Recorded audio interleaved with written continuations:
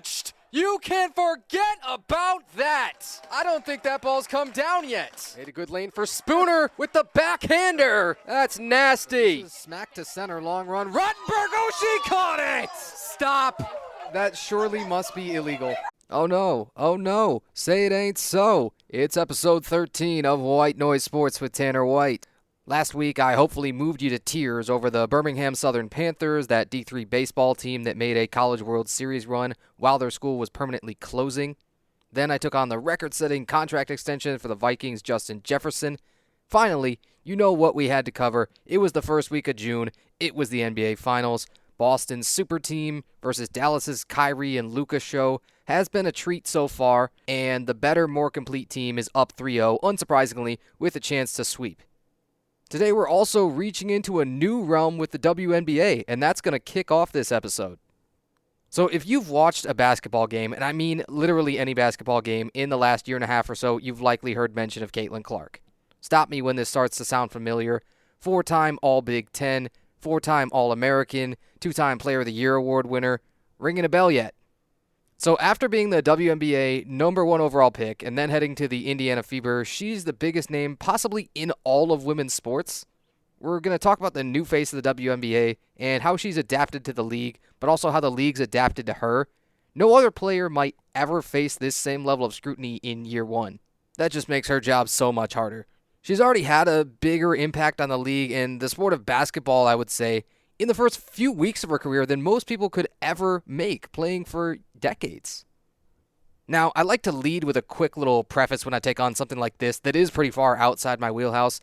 I'd like to think that I have something of a unique perspective on women's sports with how long I've been commentating them, how many hundreds or I guess probably thousands of athletes I've watched at this point. If I can help drum up any sort of interest for them, that's a plus. But I'm really all about just practicing sports talk, making you think a little bit, adding some nuance to topics that sound kind of black and white. That's exactly the goal when I make a foray into a topic like this. I'm probably not going to watch every WNBA game now or call myself a huge fan. Probably not going to consume all of the media that I can about it, but at least I'm trying something new. I've called 11 different sports that all have differences in their lexicons, their rules, and their popularity. I think all sports are generally awesome, and I hope to draw other people to that same conclusion. So, the curse of stardom for Caitlin Clark. You get blamed for everything as soon as one thing goes wrong. The Indiana Fever started the year 0-5. They lost 3 games by double digits, but you don't get the number 1 pick for no reason. Why expect one player to turn around a whole franchise? That's almost never how it works. Worst to first stories, they're exceedingly rare and nobody should expect it. So I watched a full game between the Fever and the Connecticut Sun on Monday night. The Fever were chewed out hard after their game by head coach Christy Sides for a lack of effort, and I gotta say that critique is totally fair. Caitlin was once again heavily scrutinized after going scoreless in the second half. The Fever are just generally not having a good time, but Caitlin herself is leading the league in turnovers a game. The 3-point and field goal percentage aren't where people thought they might be. The defensive stats, especially the advanced ones, but also even the eye tests, they aren't real pretty. Still, how many 22-year-olds on earth are under this much pressure? This game was part of the Commissioner's Cup, which I have to admit again that I had to look up. Sue me, it's sort of the prototype of the NBA's in-season tournament that was such a big hit this year. It's not a postseason event exactly, but it can add some weight to a typical regular season game feeling. Basically, every game played in a 2-week span is part of the Commissioner's Cup. Each team plays 5 of those games, and every team plays every other team in their conference once. The team with the top record from each conference then plays for the championship, and there's a prize pool of $500,000 for the players. The problems I saw in this game have apparently been the same ones holding back the Fever all year long. Their offense looked like, most of the time, just standing around in ISO for a few seconds, and then you launch a contested 3. They made some sloppy inbound passes. Those were promptly stolen for easy layups most of the time. Caitlin picked up a 4th foul in the first couple minutes of the third quarter, and then hardly played the whole second half. It's also a little weird to not see her being the primary ball handler or playing point guard really on every possession. Obviously, she was a leading scorer in college basketball the last 2 years, but she also led the nation in assists last year. I don't think people talk about that a lot, and she's 3rd all-time among all women in assists, I believe. it could probably spark that Fever offense at some point to switch their rotation and let her try and actually be a point guard. I unironically think that could help her cut down on turnovers by letting her be more passing oriented. Maybe she doesn't try and force as many shots, especially from 30 plus feet. Maybe the defense doesn't key on her as much as just a shooter and trap and double and that kind of thing. The craziest news came out, though, as I was jotting ideas for this script. The U.S. Women's Olympic teams won 7 gold medals in a row, and then when this year's roster was announced, Caitlin Clark was left off of it. I can say it's not as surprising as I thought when I started to dig deeper into it, but I find their reasoning behind it pretty bizarre. They cited lack of experience and high-level reps as kind of the big deciding factor. So they don't think that the 2 national championships she played in college against the 2 best LSU teams ever that were loaded with pro talent count for enough. They don't think lighting up almost every March Madness game she ever played in counts. I don't know. Consider the Mercury's Diana Taurasi. She's going to be the first person ever to play on 6 Olympic teams, men or women's. I'm not the best at math, but I'm pretty sure that means that her first Olympics was 2004 in Athens, and she would have been the same age then as Caitlin is now, 22. It's true that only 4 rookies in WNBA history have made the Olympic team, and they're all current or pretty much guaranteed future Hall of Famers. But I would have liked to see the committee make an argument just on pure stats from this year. If they had done that, they could strongly argue that Caitlin didn't deserve to make the team. That would have been fine with me. It's not like you're building a franchise around her. It would just give them another shooting and scoring option if they did choose to include her. Another argument that I like is who would you take off of the roster in order to include her? And I think that you should always ask that in all-star voting, NFL all-pro voting, Pro Bowl, all that kind of thing.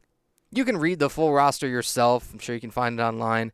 But just know that it only includes 4 first-time selections and not a single player under the age of 26.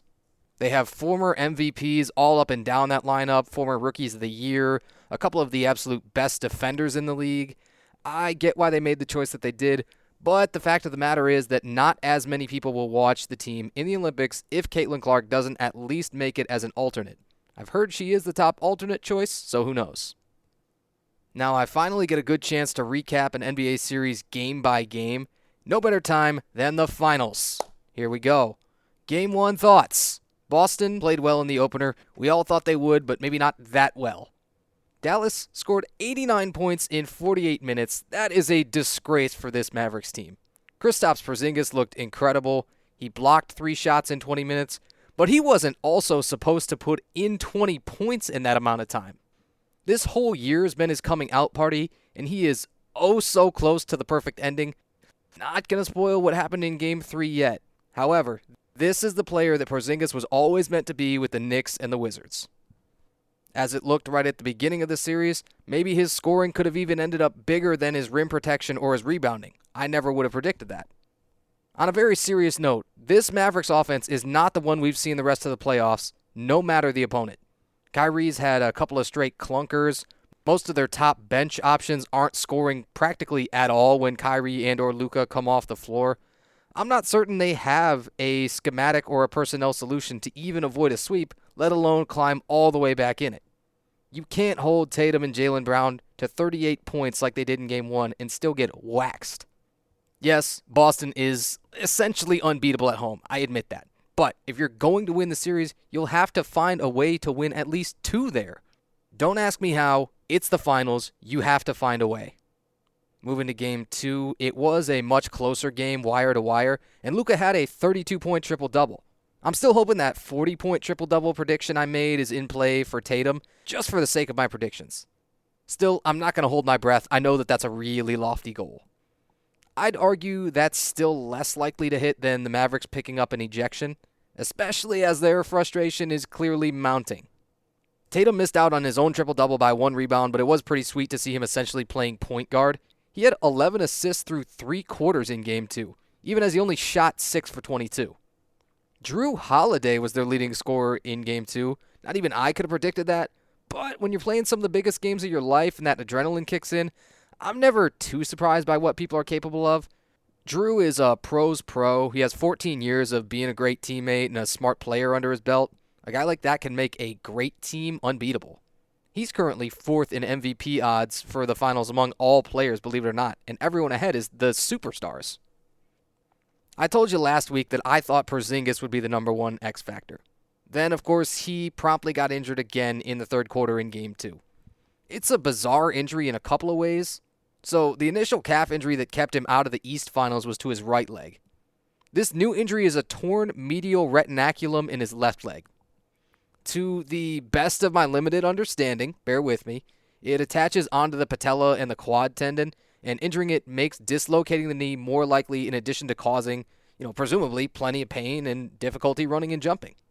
However, as we move into recapping Game 3, it probably doesn't matter to Boston's chances of winning at all. It's a shame that Porzingis couldn't give them more, but he deserves a ton of credit for how awesome he played this year, and the damage is already done. Game 3 was the closest game of the series until it totally wasn't. The Mavericks actually had a couple of different leads, unlike the rest of the series, but the second half absolutely belonged to Jaylen Brown. He scored 24 of his 30 for the Celtics in the second half, plus 8 boards, 8 assists, and drawing that blocking foul to make Luka foul out was huge. At that point, Dallas was completely out of gas. They could not get by with Kyrie being their only scoring threat. Let me be the first one to say it was definitely a blocking foul. That replay was so clear to me. Luka's still moving and shuffling his feet, and he just tried to draw the foul from that far away from the basket out of sheer desperation. Speaking of desperation, Dallas might be able to survive Game 4 on Friday night, maybe, but they are not getting any further than that. I'm actually revising my prediction here to be Boston in 5, but I feel like it's about 50-50 that they pull off a sweep now. They have almost every advantage you can think of, even without Kristaps Porzingis. A real quick side note coming up on the NHL. I watched a good chunk of the first 2 Stanley Cup Finals games for the first time maybe ever.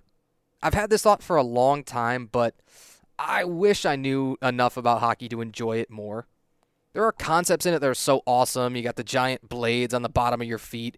The majority of hits are legal. That's so cool. You can fight almost indiscriminately. But I would really need to dedicate a year or 2 to study it in order to cover it accurately for this show, let alone do play-by-play. I'll probably add that to the list of long-term goals.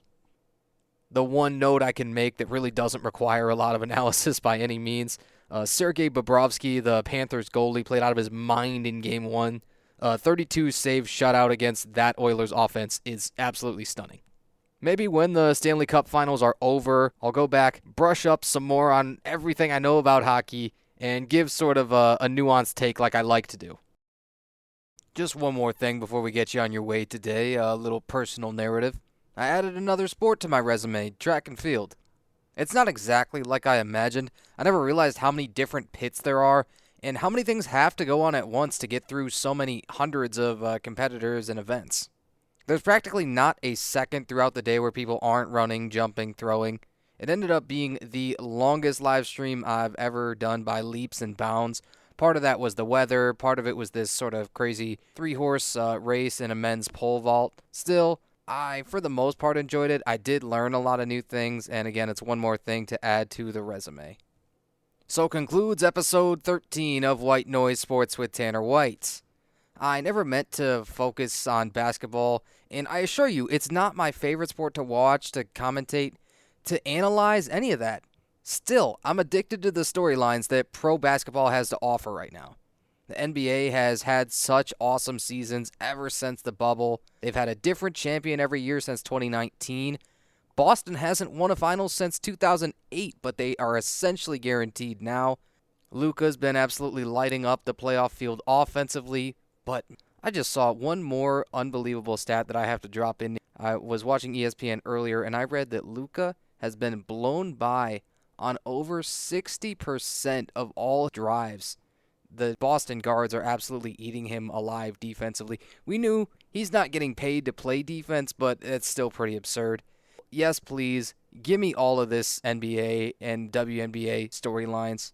If you're not a huge fan of basketball, I will be back to baseball and some more NFL offseason / minicamp storylines next week.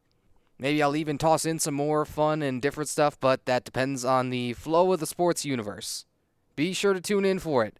This has been the presumably lucky episode 13 of White Noise Sports with Tanner White. Thanks for joining me. And that ball is launched! You can forget about that. I don't think that ball's come down yet. Made a good lane for Spooner with the backhander. That's nasty. Smack to center, long run. Rottenberg, oh, she caught it! Stop. That surely must be illegal.